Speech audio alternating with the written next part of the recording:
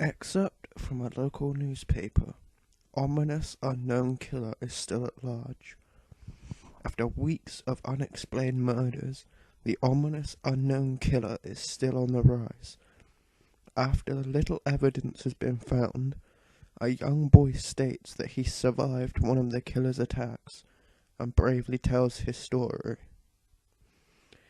"I had a bad dream and I woke up in the middle of the night," says the boy. "I saw that for some reason the window was open, even though I remember it being closed before I went to bed. I got up and shut it once more. Afterwards, I simply crawled under my covers and tried to go back to sleep. That's when I had a strange feeling, like someone was watching me. I looked up and nearly jumped out of my bed. There, in the little ray of light, illuminating from between my curtains, were a pair of two eyes. These weren't regular eyes.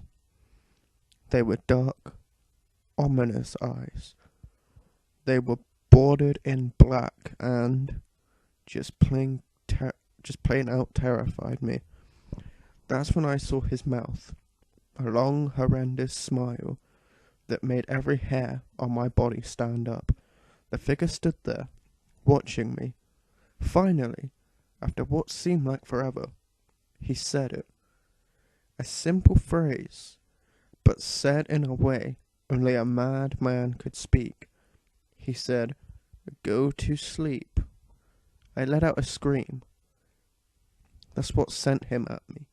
He pulled a knife, aiming at my heart. He jumped on top of my bed. I fought him back. I kicked, I punched, I rolled around, trying to knock him off me. That's when my dad busted in. The man threw the knife. It went into my dad's shoulder. The man probably would have finished him off if one of the neighbours hadn't alerted the police. They drove into the parking lot and ran towards the door. The man turned and ran down the hallway. I heard a smash, like glass breaking. As I came out of my room, I saw the window that was pointing towards the back of my house was broken. I looked out to see him vanish into the distance. I can tell you one thing. I will never forget that face, those cold, evil eyes, and that psychotic smile. They will never leave my head. Police are still on the lookout for this man. If you see anyone that fits the description in this story, please contact your local police department. Jeff and his family had just moved into a new neighbourhood. His dad had gotten a promotion at work, and they thought it would be best to live in one of those fancy neighbourhoods. Jeff and his brother Lou couldn't complain, though. A new, better house, what was not to love? As they were getting unpacked, one of their neighbours came by. "Hello," she said. "I'm Barbara. I live across the street from you. Well, I just wanted to introduce myself, and to introduce my son." She turns around and calls her son over. "Billy, these are our new neighbours." Billy said hi and ran back to play in his yard. "Well," said Jeff's mum, "I'm Margaret, and this is my husband Peter, and my two sons, Jeff and Lou." They each introduced themselves, and then Barbara invited them to her son's birthday. Jeff and his brother were about to object, when their mother said that they would love to. When Jeff and his family are done packing, Jeff went up to his mum. "Mum, why would you invite us to some kid's party? If you haven't noticed, I'm not some dumb kid." "Jeff," said his mother, "we just moved here. We should show that we want to spend time with our neighbours. Now, we're going to that party, and that's final." Jeff started to talk, but stopped himself, knowing that he couldn't do anything. Whenever his mum said something, it was final. He walked up to his room and plopped down on his bed. He sat there looking at his ceiling. Then suddenly, he got a weird feeling. Not so much a pain, but a weird feeling. He dismissed it as just some random feeling. He had his mother call him down to get his stuff, and he walked down to get it. The next day, Jeff walked down the stairs to get breakfast and got ready for school. And he sat there, eating his breakfast. He once again got that feeling. This time, it was stronger. It gave him a slight tugging pain, but he once again dismissed it. As he and Lou finished breakfast, they walked down to the bus stop. They sat there, waiting for the bus, and then, all of a sudden, some kid on a skateboard jumped over them, only inches above their laps. They both jumped back in surprise. "Hey, what the hell?" The kid landed and turned back to them. He kicked his skateboard up and caught it with his hands. The kid seems to be about 12, 1 year younger than Jeff. He wears an Aristotle skirt and ripped blue jeans. Well, looks like we got some new meat here. Suddenly, 2 other kids appeared. One was super skinny, and the other one was huge. "Well, since you're new here, I'd like to introduce ourselves. Over there is Keith." Jeff and Lou looked over to the skinny kid. He had a dopey face that you would expect a sidekick to have. "And he's Troy." They looked over at the fat kid. "Talk about a tub of lard. This kid looked like he hadn't exercised since he was crawling." "And I," said the first kid, "am Randy."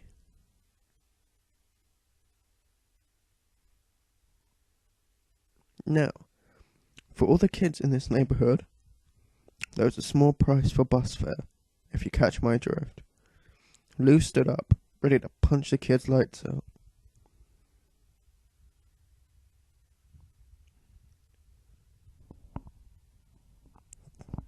When one of his friends pulled a knife on him. "I hoped you had been more cooperative, but it seems we must do this the hard way." The kid walked up to Lou and took his wallet out of his pocket. Jeff got that feeling again. Now it was truly strong, a burning sensation. He stood up, but Lou gestured to him to sit down. Jeff ignored him and walked up to the kid. "Listen here, you little punk. Give back my bro's wallet or else." Randy put the wallet in his pocket and pulled out his own knife. "Oh? And what will you do?" Just as he finished the sentence, Jeff popped the kid in the nose. As Randy reached for his face, Jeff grabbed the kid's wrist and broke it. Randy screamed, and Jeff grabbed the knife from his hand. Troy and Keith rushed Jeff, but Jeff was too quick. He threw Randy to the ground. Keith lashed out at him, but Jeff ducked and stabbed him in the arm. Keith dropped his knife and fell to the ground screaming. Troy rushed him too, but Jeff didn't even need the knife. He just punched Troy straight in the stomach, and Troy went down. As he fell, he puked all over. Lou couldn't do nothing but look in amazement at Jeff. "Jeff, how'd you?" That was all he said. They saw the bus coming and knew they'd be blamed for the whole thing, so they started running as fast as they could. As they ran, Jeff looked back and saw the bus driver rushing over to Randy and the others. As Jeff and Lou made it to school, they didn't dare tell what happened. All they did was sit and listen. Lou just thought of that as his brother beating up a few kids, but Jeff knew it was more. It was something scary. As he got that feeling, he felt how powerful it was, the urge to just hurt someone. He didn't like how it sounded, but he couldn't help but feel happy. He felt that strange feeling go away, and stay away for the entire day of school.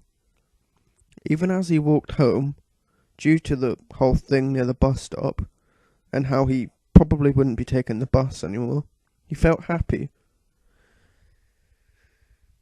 When he got home, his parents asked him how his day was, and he said, in a somewhat ominous voice, "It was a wonderful day." Next morning, He heard a knock at his front door.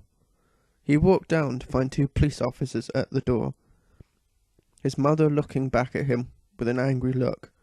"Jeff, these officers tell me you attacked 3 kids, that it wasn't regular fighting, and that they were stabbed." "Stabbed, son?" Jeff's gaze fell to the floor, showing his mother that it was true. "Mum, they were the ones who pulled the knives on me and Lou." "Son," said one of the cops, "we found 3 kids, 2 stabbed, 1 having a bruise on his stomach, and we have witnesses proving that you fled the scene. Now, what does that tell us?" Jeff knew it was no use. He could say him and Lou had been attacked, but then there was no proof of it. It was not them who attacked first. They couldn't say that they weren't fleeing, because truth be told, they were. So Jeff couldn't defend himself or Lou. "Son, call your brother down." Jeff couldn't do it, since it was him who beat up all the kids. "Sir, it was me. I was the one who beat up those kids. Lou tried to hold me back, but he couldn't stop me." The cop looked at his partner, and they both nod. "Well, kid, looks like it's a year in juvie." "Wait," says Lou. They all looked up to see him holding a knife. The officers pulled out their guns and locked them on Lou. "It was me. I beat up those little punks. Have the marks to prove it." He lifted up his sleeves to reveal cuts and bruises, as if he was in a struggle. "Son, just put the knife down," said the officer. Lou held up the knife and dropped it on the ground. He put his hands up and walked over to the cops. "No, Lou, it was me. I did it." Jeff had tears running down his face. "Poor bro, trying to take the blame for what I did. Well, take me away." The police led Lou out to the patrol car. "Lou, tell them it was me. Tell them. I was the one who beat up those kids." Jeff's mother put a hand on his shoulders. "Jeff, please, you don't have to lie. We know it's Lou. You can stop." Jeff watched helplessly as the cop car speeds off with Lou inside. A few minutes later, Jeff's dad pulls up into the driveway. Seeing Jeff's face and knowing something was wrong. Son, what is it?" Jeff couldn't answer. His vocal cords were strained from crying. Instead, Jeff's mother walked his father inside to break the bad news to him, as Jeff wept in the driveway. After an hour or so, Jeff walked back into the house.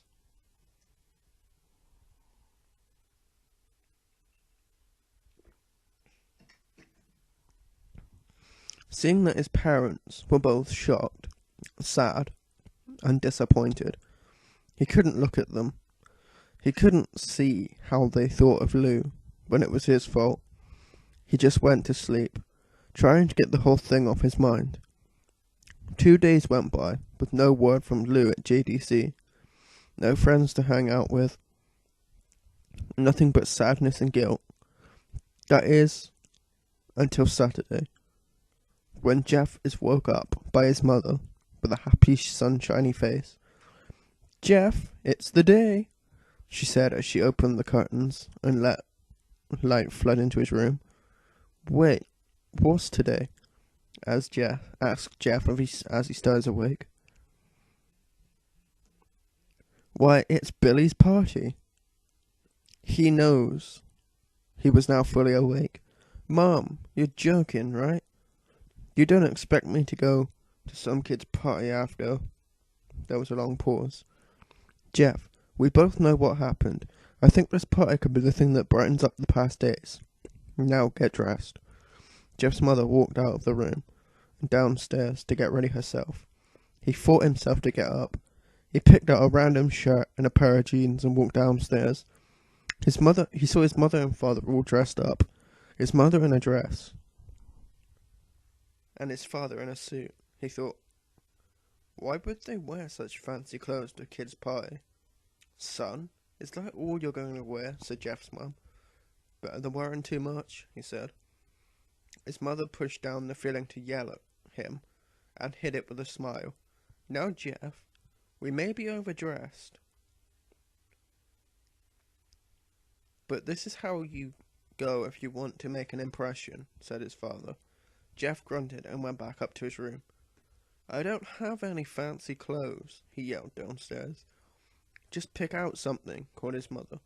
He looked around his closet for what he would call fancy. He found a pair of black dress pants he had for special occasions and an undershirt. He couldn't find a shirt to go with it though. He looked around and only found striped and patterned shirts, none of which go with the dress pants. Finally, he found a white hoodie and put it on. "You're wearing that?"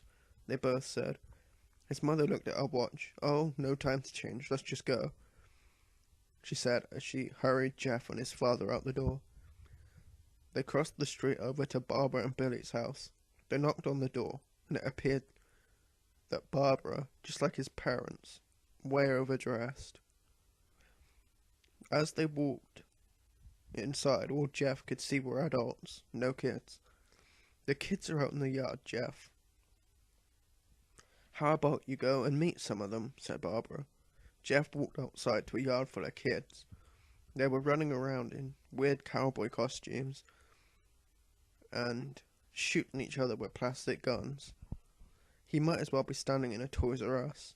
Suddenly a kid came up to him and handed him a toy gun and a hat. "Hey, wanna play?" he said. "Ah, no, kid. I'm way too old for this stuff." The kid looked at him with that weird puppy dog face. "Please?" said the kid. "Fine," said Jeff. He put on the hat and started to pretend shoot at the kids.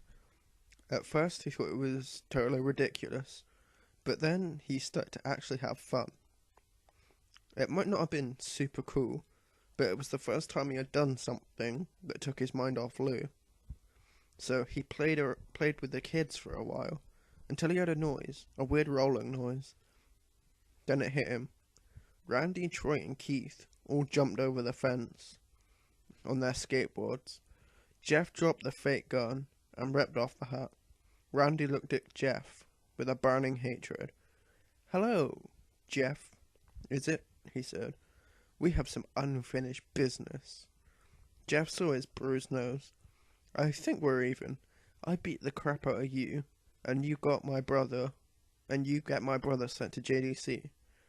Randy got an angry look in his eyes. "Oh no, I don't go for even. I go for winning. You may have kicked our asses that one day, but not today," he said. As he said this, Randy rushed at Jeff. They both fell to the ground.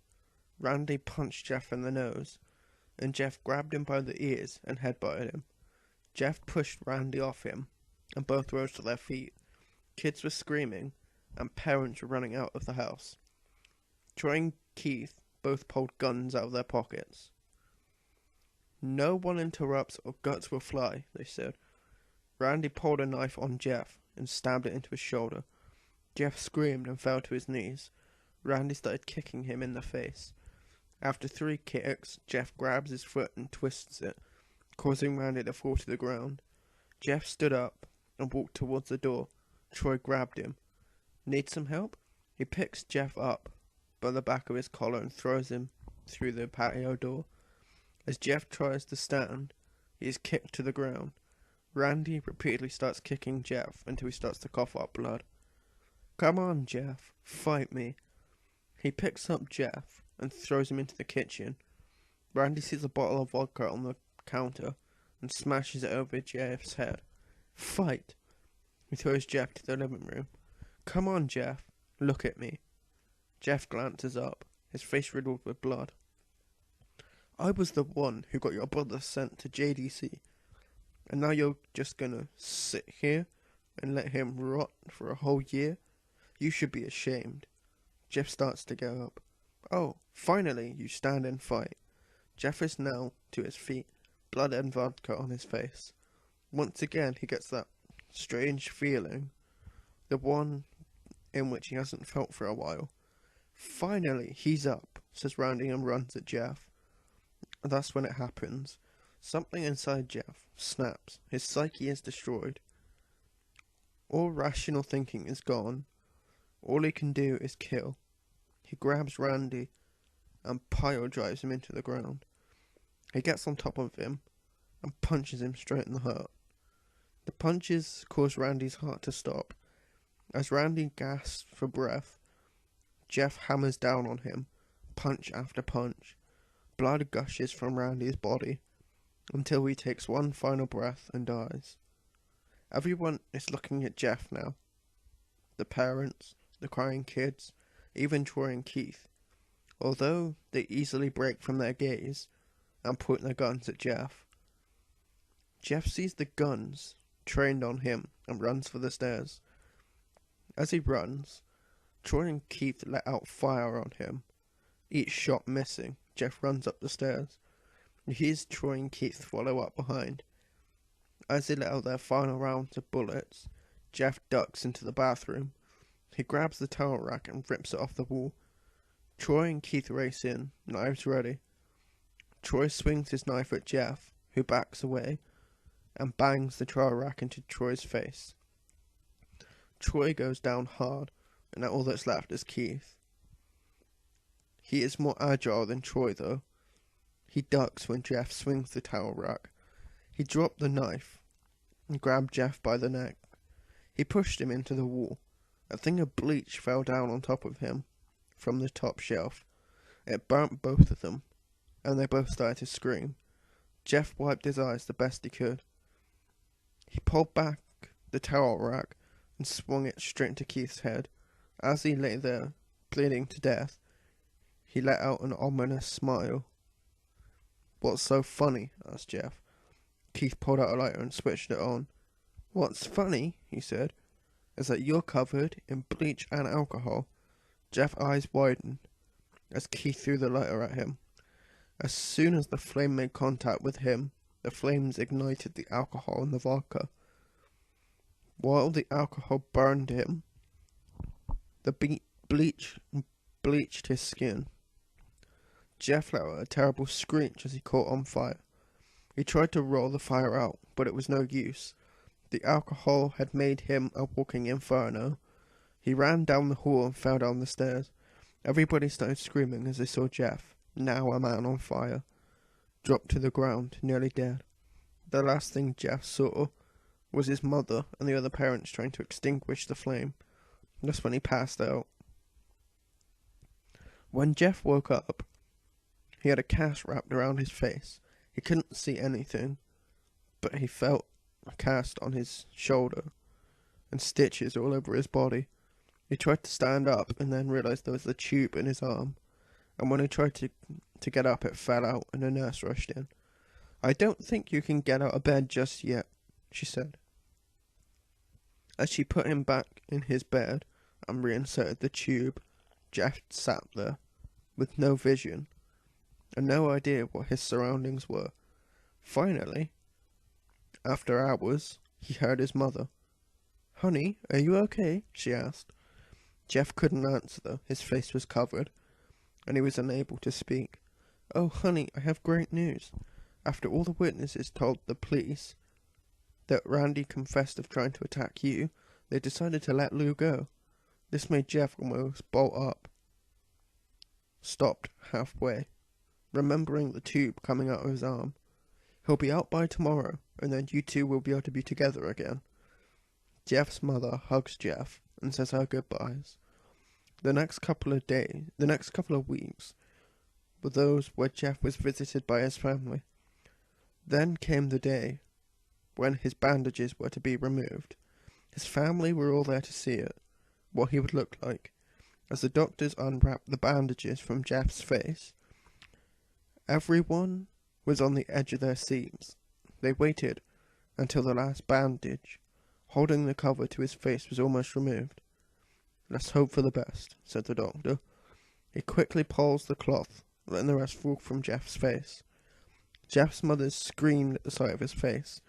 Lou and Jeff's dad stare, awestruck at his face. What happened to my face?" Jeff said. He rushed out of bed and ran into the bathroom. He looked in the mirror and saw the cause of the distress. His face, it was horrible. His lips were burnt into a deep shade of red.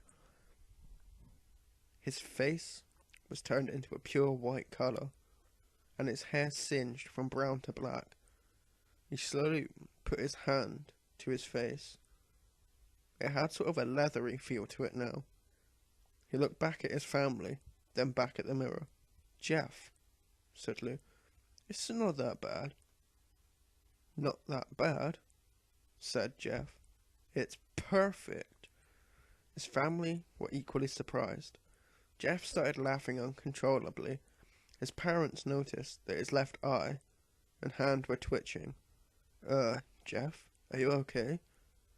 "Okay? I've never felt more happy." "Ha ha ha ha. Look at me. This face goes perfectly with me." He couldn't stop laughing. He stroked his face, feeling it, looking at it in the mirror. "What causes this?" "Well, you may recall that when Jeff was fighting Randy, something in his mind, his sanity snapped. Now he was left as a crazy killing machine. That is, his parents didn't know." "Doctor," said Jeff's mum, "is my son alright? You know, in the head?" "Oh yes, his behaviour is typical for patients that have taken a very large amount of painkillers. If his behaviour doesn't change in a few weeks, bring him back here and we'll give him a psychological test." "Okay, thank you, doctor." Jeff's mother went over to Jeff. "Jeff, sweetie, it's time to go." Jeff looks away from the mirror. His face still formed into a crazy smile. "'Kay, mummy, ha ha ha."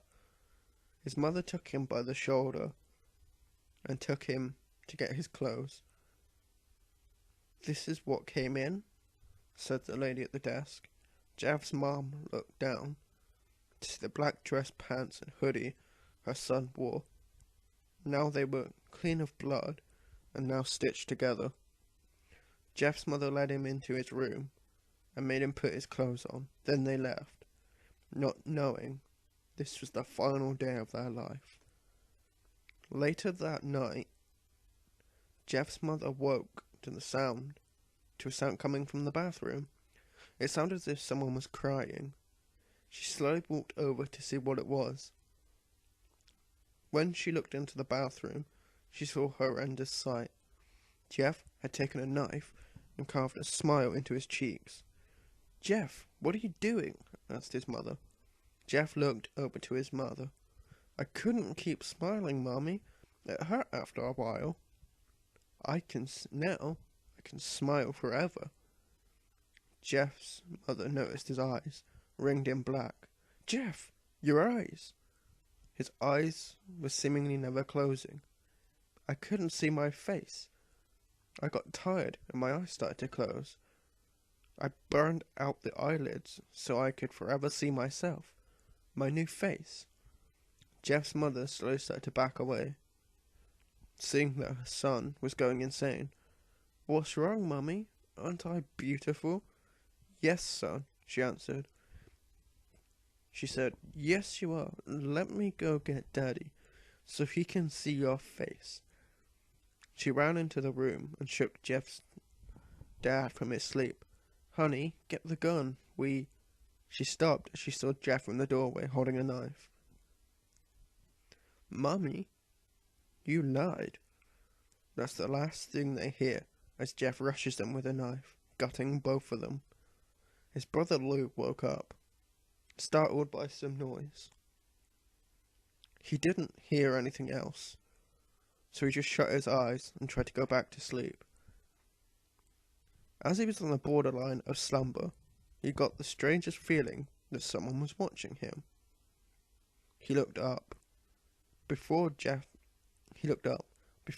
hand covered his mouth, he slowly raised a knife and plunged it into Lou. Lou thrashed here and there, trying to escape Jeff's grip. "Shh!" Jeff said, "Just go to sleep."